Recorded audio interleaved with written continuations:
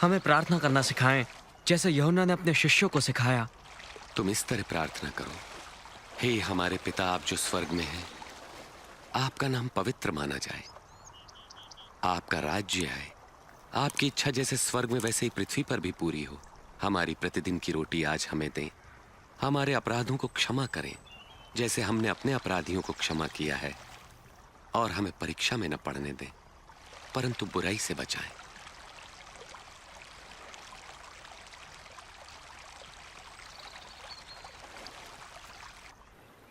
मांगो तो तुम्हें दिया जाएगा, ढूंढो तो तुम पाओगे, खटखटाओ तो तुम्हारे लिए द्वार खोला जाएगा। क्योंकि जो मांगता है उसे दिया जाता है, और जो ढूंढता है वो पाता है, और जो खटखटाता है उसके लिए द्वार खोला जाता है।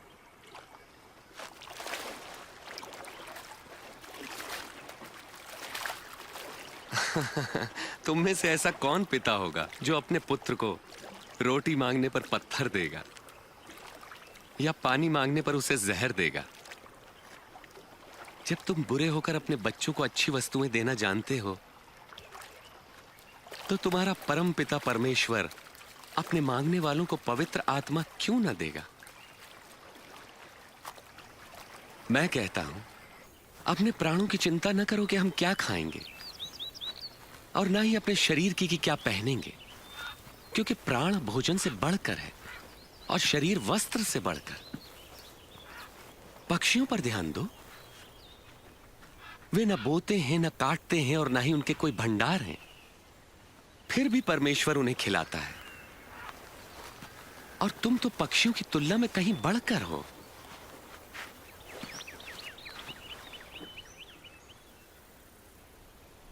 तुम में से कौन चिंता करके अपनी आयु बढ़ा सकता है? जब तुम ये छोटा सा काम नहीं कर सकते तो बाकी चिंता क्यों करते हो? इन फूलों को देखो, ये कैसे बढ़ते हैं, वे किसी तरह का परिश्रम नहीं करते। राजा सुलेमान इनमें से एक के समान भी सुंदर वस्त्र न पहन सका। यदि परमेश्वर मैदान की घास को सजाते जो आज है और कल आग में झोंकी जाएगी, तो निश्चय ही वह तुम्हें भी वस्त्र पहनाएंगे। हे अल्पविश्वासियों, हमारे विश्वास को बढ़ाएं। यदि तुम्हारा विश्वास राई के दाने के बराबर भी होता तो तुम इस पेड़ से कहते कि जड़ से उखड़कर समंदर में जा लग, तो ये तुम्हारी बात मान लेता।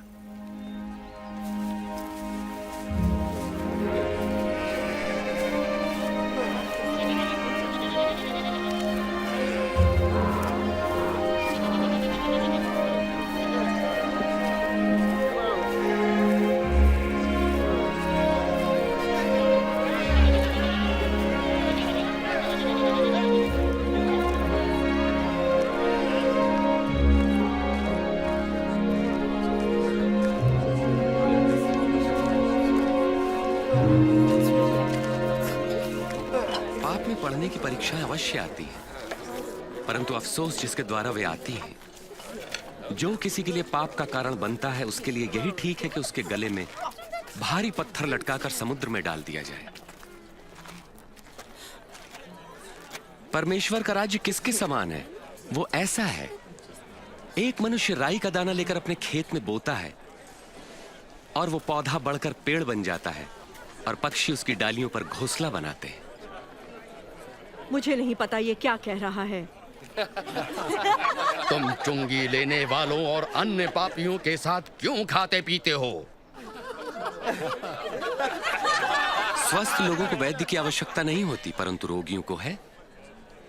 जो बहिष्कृत है, मैं उनको पश्चाताप का संदेश देने आया हूं, सम्मानितों को नहीं।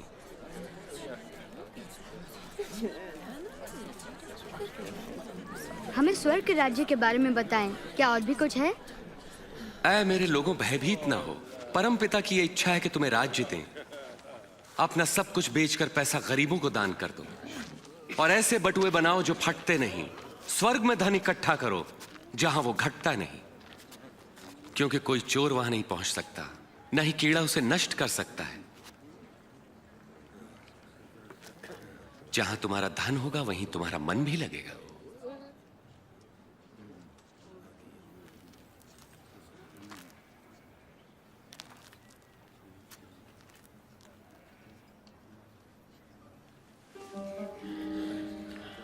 हे नारी, तुम अपनी बीमारी से मुक्त हुई।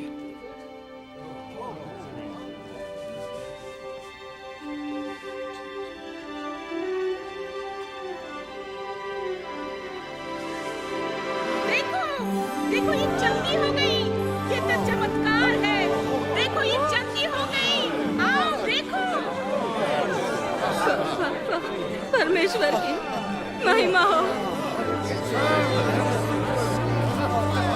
18 साल। परमेश्वर आपको सुखी रखे। हफ्ते में 6 दिनों तक हम काम कर सकते हैं, तो चंगाई के लिए हम इनमें से किसी भी दिन आ सकते हैं, मगर विश्राम के दिन नहीं। अरे कपटियों, क्या विश्राम के दिन तुम में से हर कोई अपने गधे या बैल को खोलकर उन्हें पानी पिलाने नहीं ले जाता? और यहां पर यह स्त्री जो अब्राहम के वंश से है, जो 18 वर्ष तक शैतान के बंधन में थी, क्या विश्राम के दिन उसे मुक्त करना उचित न था?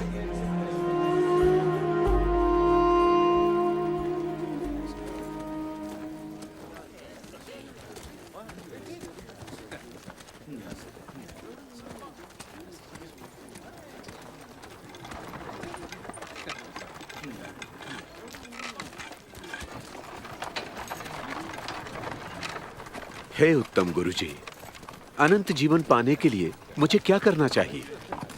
तुम मुझे उत्तम क्यों कहते हो? कोई भी उत्तम नहीं परमेश्वर के सिवा। तुम आज्ञाएं तो जानते हो। व्यभिचार न करना, हत्या न करना, किसी पर झूठे आरोप न लगाना, अपने माता पिता का आदर करना। परंतु ये सभी आज्ञाएं तो मैं बचपन से ही मानता आया हूँ। तुम्हारे लिए भी एक काम करना आवश्यक है।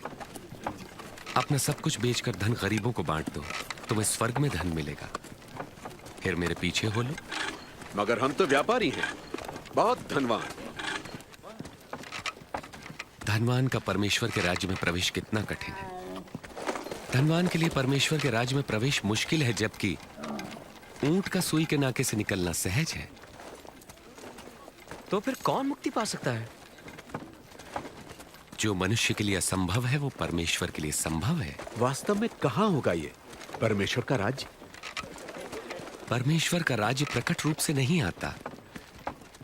कोई ये नहीं कह सकता कि देखो ये यहां है या वहां है, क्योंकि परमेश्वर का राज्य तुम में है। वो समय आएगा जब तुम परमेश्वर के पुत्र के आगमन का दिन देखना चाहोगे, पर देख ना पाओगे।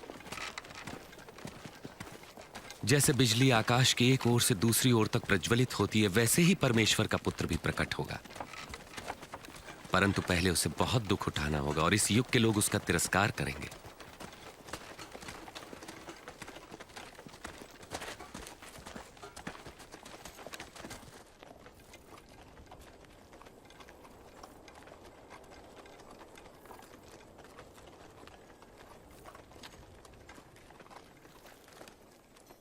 आकाश और पृथ्वी का टल जाना सहज है, परंतु परमेश्वर के वचन का एक शब्द निष्फल न होगा। मैं कहता हूं, जो तुम देखते और सुनते हो, बहुत से भविष्यवक्ताओं और राजाओं ने देखना और सुनना चाहा, परंतु ऐसा न कर सके। हम क्या करें? धर्मशास्त्र क्या कहता है? इसका क्या अर्थ है? तुम अपने प्रभु परमेश्वर को संपूर्ण हृदय, संपूर्ण प्राण, संपूर्ण सामर्थ्य, संपूर्ण मन से प्रेम करो। पड़ोसी को अपने समान प्रेम करो। तुमने ठीक कहा, यही करो तो जीवित रहोगे। मेरा पड़ोसी कौन है? वे सैनिक तो नहीं। क्या राजा होगा? एक बार एक मनुष्य यरूशलेम से यरीहो जा रहा था। तब डाकुओं ने हमला किया और लूटकर उसे अधमरा छोड़कर चले गए। तब एक धर्मगुरु वहां से गुजरा और उसे देखकर वहां से कतरा कर चला गया।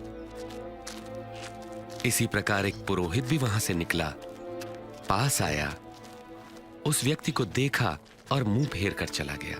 परंतु एक दलित ने मार्ग से गुजरते समय उस घायल मनुष्य को देखा और उसका हृदय दया से भर गया। उसने घायल के पास जाकर घावों को साफ किया, फिर उसे अपनी सवारी पर बैठाकर वो एक सराय में ले गया, जहां उसकी सेवा टहल की। दूसरे दिन मालिक को कुछ रुपए देकर उसकी देखभाल करने को कहा और कहा, जो कुछ खर्च आएगा मैं लौटने पर तुम्हें दे दूंगा। इन तीनों में से किसने डाकुओं द्वारा लुटे व्यक्ति से अच्छे पड़ोसी का फर्ज निभाया? जिसने उस पर दया की। फिर तुम भी यही करो। बच्चों को मेरे पास आने दो और उन्हें मना मत करो, क्योंकि परमेश्वर का राज्य ऐसों का ही है। मैं तुमसे सच कहता हूं, जो कोई परमेश्वर के राज्य को एक बालक की तरह ग्रहण नहीं करता, वो उसमें कभी प्रवेश न करेगा। जो कोई मेरे नाम से इस बालक का स्वागत करता है, मेरा करता है। जो मुझे स्वीकार करता है, मेरे भेजने वाले को करता है। तुम में सबसे छोटा ही सबसे महान है।